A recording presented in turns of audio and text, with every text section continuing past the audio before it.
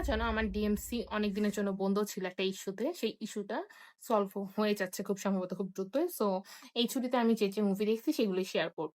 First মুভিটা ছিল 'চাক দে ইন্ডিয়া'। এটার মেইন ক্যারেক্টার ছিল শাহরুখ খান। এই মুভিটা ইন্ডিয়ান উইমেনস হকি টিমকে নিয়ে করা হয়েছে।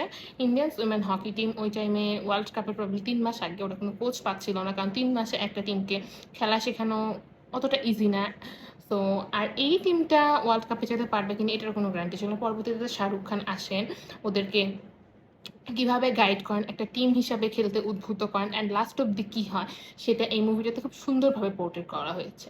তো এই মুভিটা আমি হাইলি রেকমেন্ড করবো মানুষকে দেখার জন্য। বেশ শিক্ষণীয় একটা মুভি, অ্যান্ড এই মুভির গানগুলো অনেক পছন্দ আমার। লাইক 'চাক দে ইন্ডিয়া' যে টাইটেল সংটা ওইটাও অনেক সুন্দর। তারপর 'বাদলও মে পাও হে' এই গানটাও অনেক বেশি সুন্দর। আমার যখন পড়তে ইচ্ছা করে না আমি তখন মোটিভেশনাল সং হিসেবে এটা শুনি। 2 গুঞ্জন সাক্সেনা।